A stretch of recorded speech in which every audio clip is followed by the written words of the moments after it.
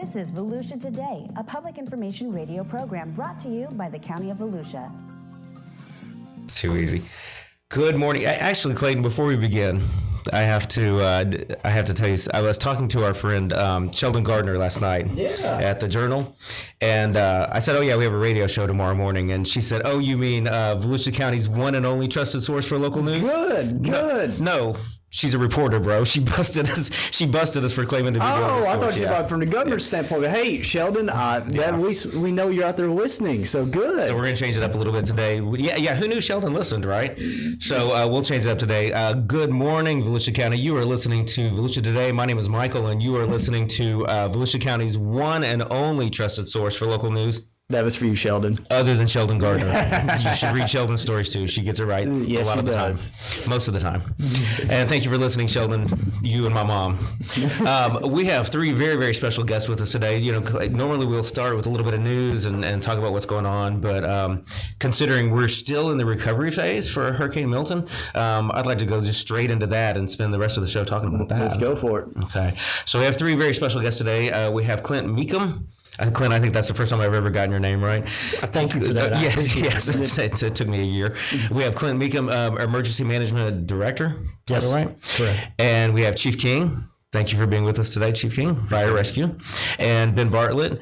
Gentlemen, we appreciate you being here. I don't want you to think that we value your time any less, but getting Ben out of bed before 9 this morning was a big deal. We appreciate you being here, Ben Bartlett, Public Works Director. Good to be here. Yes, responsible for all things debris. We'll get to you in a minute. Clint, let's go right into the hurricane. Tell us a little bit about, just give us like a 1 or 2 minute summary. Hurricane Milton, what was its impacts? What did it do to Volusia County? So, as everybody knows, Milton came ashore as a Category 3 on the west side of the state. As it progressed over the Sarasota and Tampa area, Siesta Key is where it came ashore.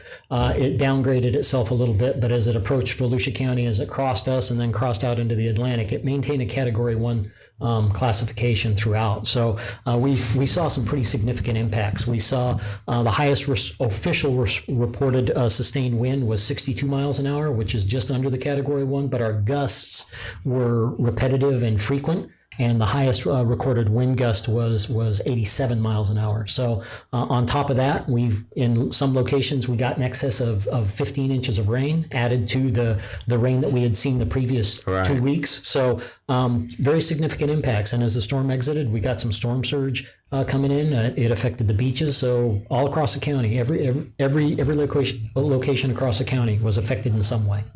So tell me about, we knew the storm was coming. Actually, it kind of came out of nowhere. If I remember right, on Friday, we were kind of keeping an eye on it, but it wasn't much. Saturday afternoon, all of a sudden, it's like it was a big thing that was headed our way. It was. We've been in constant contact with our FDEM partners in Tallahassee and the National Weather Service in Melbourne, the 4th, the 5th, and everybody's kind of keeping an eye on it, but not sure. But it really started rolling late on the 5th, early on the 6th, and the emergency management staff, as well as our first responders and our public works and public utilities folks, we really started paying attention over the weekend and then early into the week as we're like, we're going to take a hit. Yeah.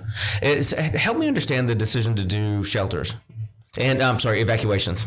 Sure. I apologize. So again, in looking at the impacts and what the National Weather Service was telling us, this was a strange storm, and that normally it's the upper right quadrant that gets the majority of the impact. Well, the upper right quadrant this time, as it crossed the state, would have been to the south of us.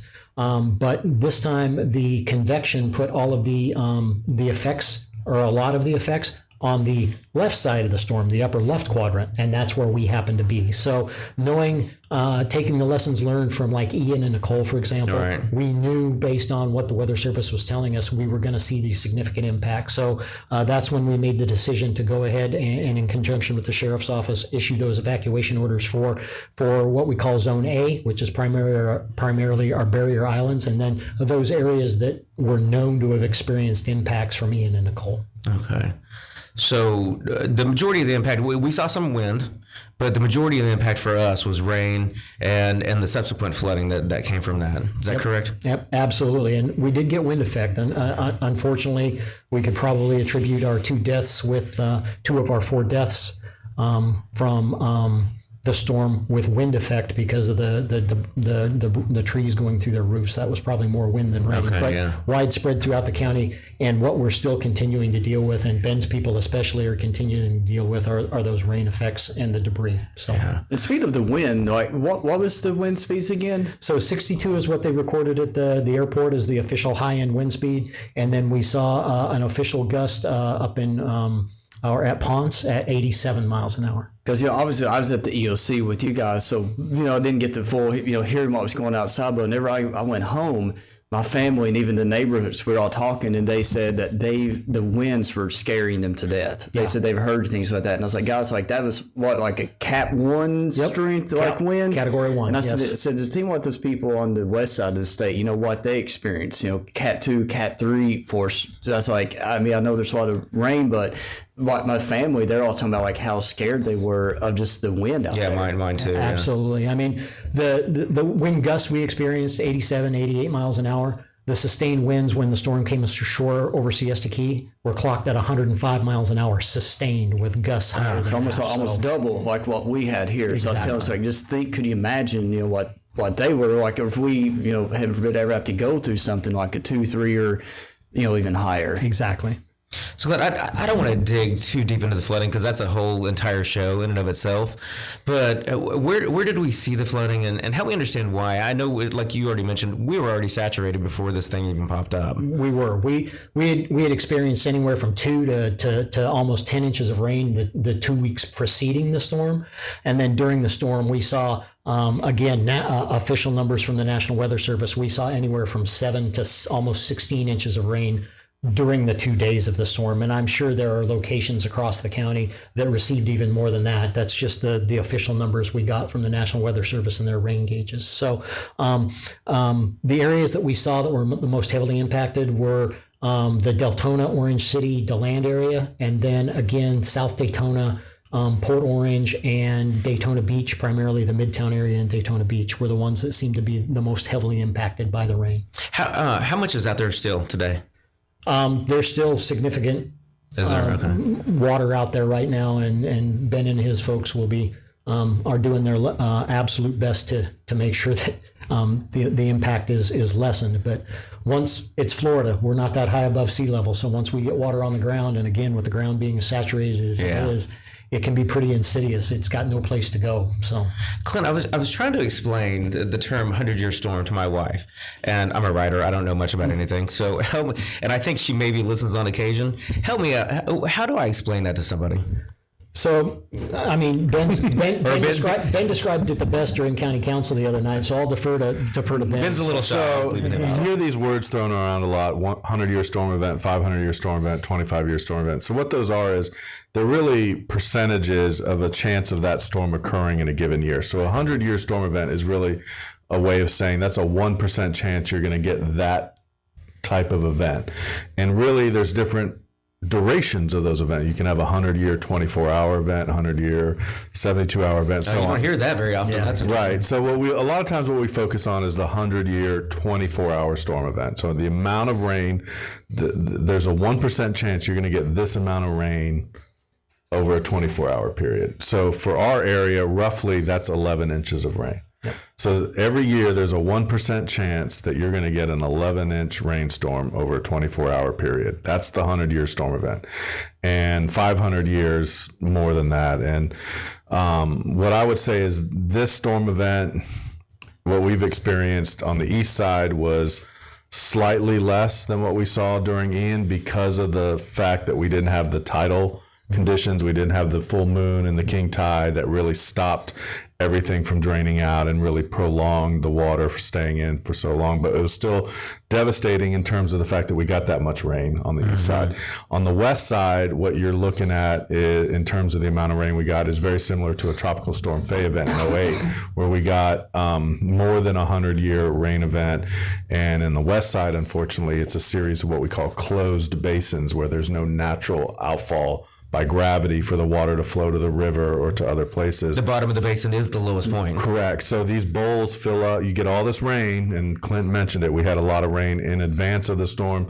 You know, the bowls were already partially full, and then you get this rainstorm, a lot of rain in a 24-hour period, and those bowls fill up. They fill up, and then they go into other bowls, and that's what you're seeing in DeBerry, Orange City, Deltona, DeLand.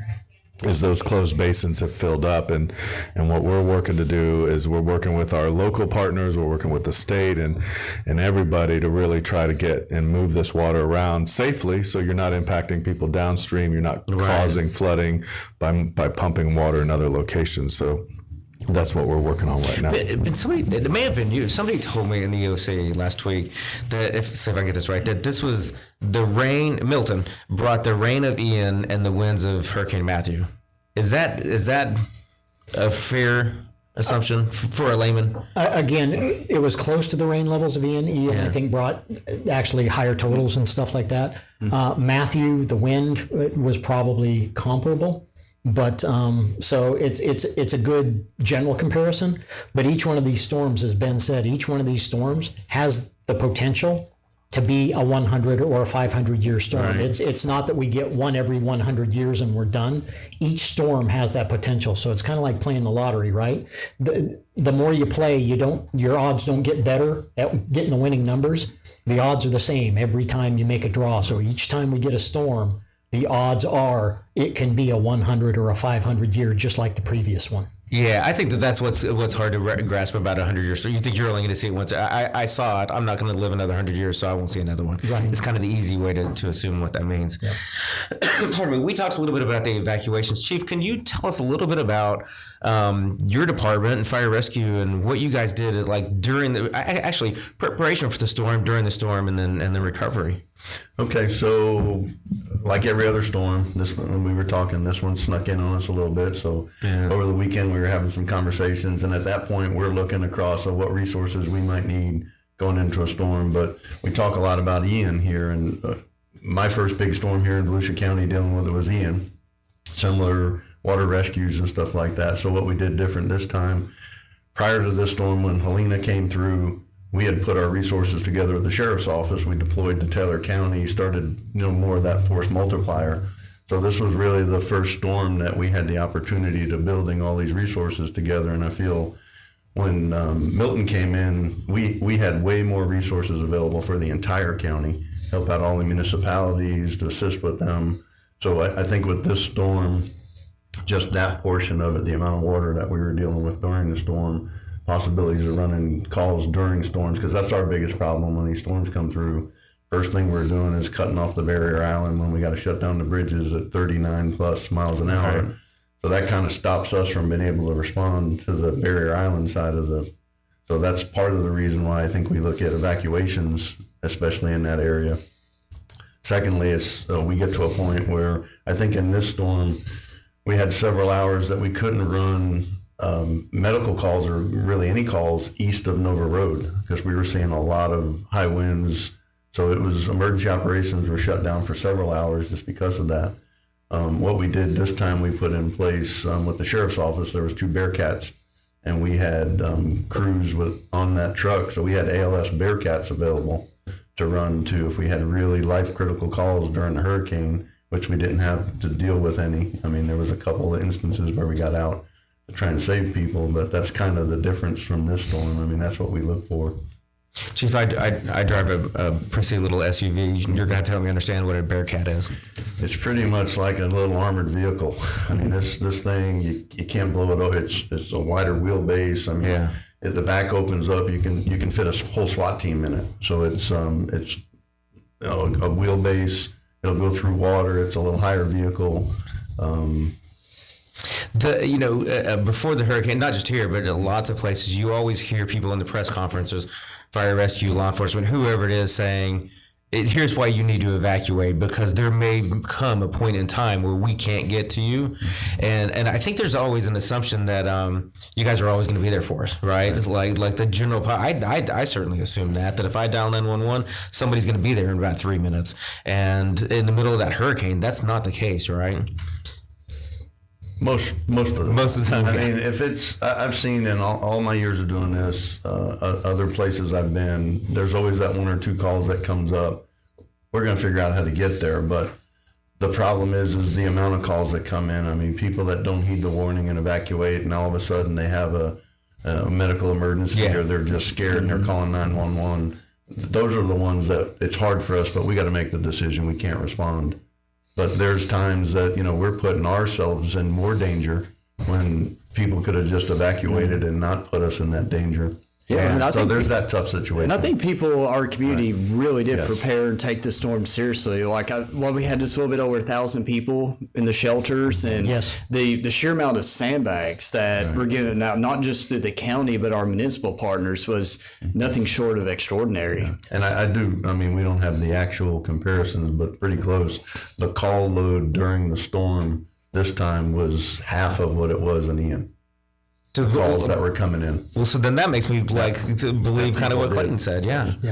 I tell you what, let's take a break and we're going to come back and talk about what happens now.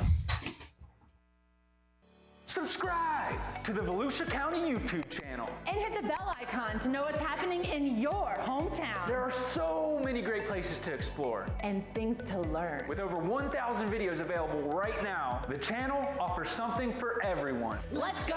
Did you know we have countless features showcasing history, nature, wildlife, and recreation? Subscribe and hit the bell icon. Or that we live stream important county meetings and workshops where leaders make decisions that can impact our everyday lives. Did you subscribe yet? Or that we record our weekly radio show, Volusia Today, where we interview staff from the different divisions and departments across our great county, and they discuss the nitty-gritty of their field and expertise. Go ahead, subscribe. But that's not it. There's more. Subscribe and hit the bell icon and fully explore. Score!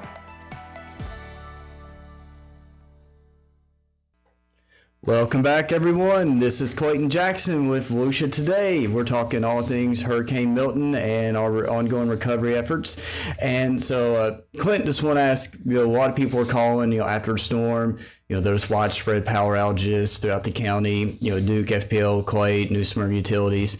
So kind of give our listeners an update on where we are at as far as power outages. Sure. So at the height, we had reported from our four power utility companies in excess of 234,000 customers without power. So that's not people, that's individual locations, right? Households, et cetera, et cetera.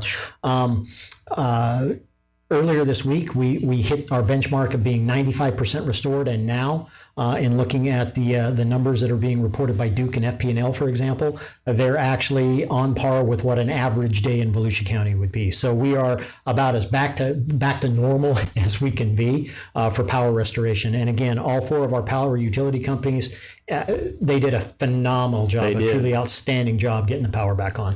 And before we move on, speaking of power, like Chief King and I were talking a bit earlier, I've saw some reports in the news about people when their electricity comes on, their house catches on fire.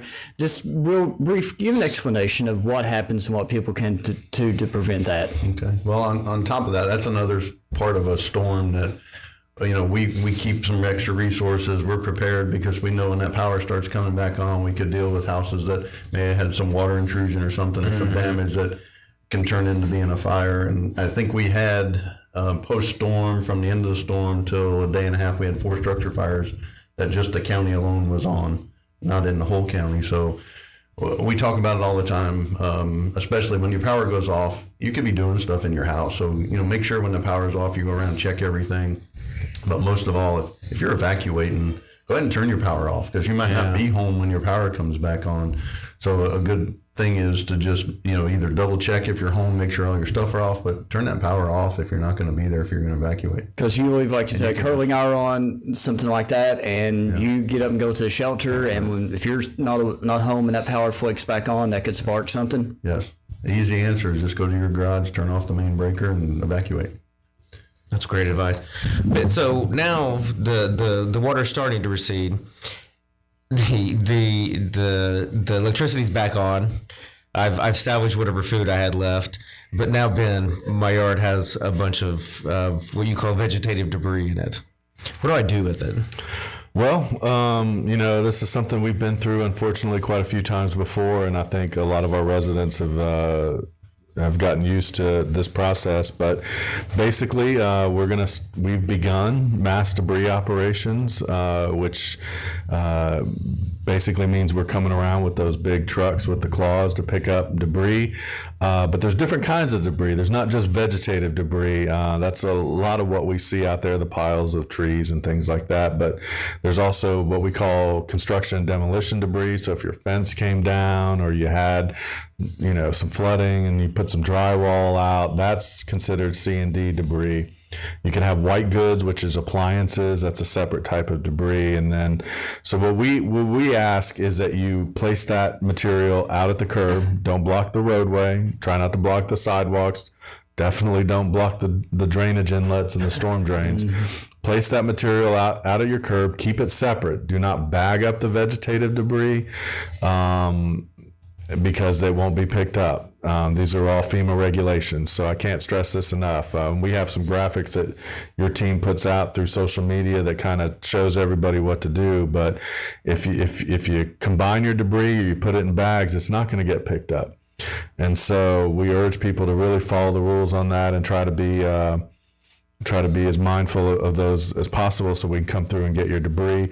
The county's opening a series of citizen drop-off locations because I'm going to be honest with everybody, given the storm Helene situation that hit prior to Milton and the debris operations going on in parts of Florida as well as Georgia and North Carolina, and then with Milton, basically cutting a swath through the I-4 corridor, there is a lot of debris, a lot of demand on debris resources right now. And so we're working really hard with our contractor to try to get as many of those resources as possible. We're going to be mobilizing our road and bridge staff to pick up debris as well, and we're going to try to get it up off the ground as fast as possible. But it's a strained situation throughout the Southeast. So if you can work with your neighbor and get your debris and load it up, you can bring it to one of these citizen drop-off sites free of charge. Drop it off. You'll need to bring your driver's license or proof of ID to show that you are, in fact, a Volusia County resident. We currently have 2 of those sites running right now at the Tomoka landfill at 1990 Tomoka Farms Road, and in the old Plymouth landfill in DeLand out on Plymouth Road west of DeLand. And we're going to open up multiple sites. We're working with our cities to open up sites there, and we're going to try to encourage folks as much as possible to bring us their debris. If you don't want it sitting around tearing up your grass and you're getting tired of looking at those piles, load it up and bring it to us, and we'll take care of it, and it'll be that much faster that we get it picked up. And I didn't want to get Ben off his game, but when you put your trash out, because he was on a roll, don't put it in front of the fire hydrant either. Yes. Yeah, that's 100%. Minor detail. 100%. I thought you were going to say that one. That is one of the other ones. Chief caught that one. Right. Yeah, fire hydrants, storm drains. Try not to block sidewalks because kids are walking to school and things like that, and try not to put it in the road as best you can. Right. So what if somebody did bag their debris before they really knew what's going on? Should they go out and unbag it right now? You're just going to drive right past it. Well, so, I can speak for the unincorporated areas of the county. We do pick up yard waste on a regular basis. You have a yard waste day where you can pick up, and there's up to 4 cubic yards will be picked up by your waste hauler. So you can do that. And I know the cities have similar. If you live in a city, consult your city's solid waste folks and see what the rules are for their yard waste. So you can definitely do that. And you can always bag, but if you want it picked up by the debris trucks in a pile, don't bag it. Make sure it's unbagged. And y'all have also opened up a hotline where if any residents have any questions about, I live here, or I've had, this is my situation, what do I do? Like, there's a hotline that people can call right now. Absolutely. So if you got any questions about debris, specifically if you live in the unincorporated areas, phone number is 1-833-843-2985. That's 833-843-2985. All this information's on our website, volusia.org. But yeah, you can call those folks and get information on the citizen drop-offs, the hours, and all that stuff. And if you have any questions about debris, they'll be able to answer it. Clint, for the last minute or two, let's talk about Hurricane Milton has come and gone. and still debris. We're still dealing with some flooding, some impacts and stuff like that. Talk real quick about the St. Johns River and what we need to prepare for there. So the St. Johns, as Ben indicated earlier, these are closed basins, and we're going to continue to get drainage into the St. Johns River probably through the first week of November. So what the National Weather Service is telling us is we're going to be in moderate to major flood stage pretty much all along our western border along the St. Johns, again, through that time period. So while Milton's gone, we still got impacts coming from the St. Johns. Right. So everybody needs to pay attention, especially if you live on the west side of the county in those areas. So Clinton, you got the last minute or so. It's probably not the last one. We may see another hurricane. We may see another one this season, right? Absolutely, we could. What do I need to do? What did I learn out of this storm? What do I need to do to prepare for the next one? The biggest things are understand what your vulnerabilities are. Again, I applaud all of our citizens for taking this one as seriously as they did, as Chief King indicated. But just lessons learned. Don't forget. Don't get complacent. Keep our foot on the accelerator, so to speak. Understand what your options are for assistance, whether it be from FEMA, the state, or locally. And always remember, we have a fantastic team here in Volusia County with our state partners and our federal partners. We're always here to help. So let us know if we can. Don't drive through flooded roads. Don't drive through flooded roads. Yeah, please don't drive through flooded roads. Yes, absolutely. And don't play in the flood water. Don't play in swim the in it. flood water. Don't get in it. Nasty stuff. Yep. Yeah. So there was a storm out there we were watching for a minute. That is this still out there? I'm not seeing it. There's two of them currently still out there. Aren't you full of good news? Yeah, just anything I can do to make everybody's Friday better. And anyway, both of them I have a low expectation right now of turning into anything major. So we're going to keep an eye on it and stuff like that. But we tell everybody stay on the news. There's always a possibility Mother Nature could throw a curve at us. But right now we're not overly concerned about the two that are currently out there. All right, Clayton, why don't you get us out of here? Well, Clint, real quick, I could throw it back to you, but there are some FEMA representatives that are actually going through some neighborhoods. So Correct. we just kind of tell us a little bit quick about that. So we do have what we call DSA teams or damage survey assistance teams out there with FEMA. We've been sending them to the areas that we know to be the most highly hit. They're helping people register for assistance, but there's multiple ways people can register. All right. With that, if you want more information, check out our website, www.volusia.org. Have a nice weekend.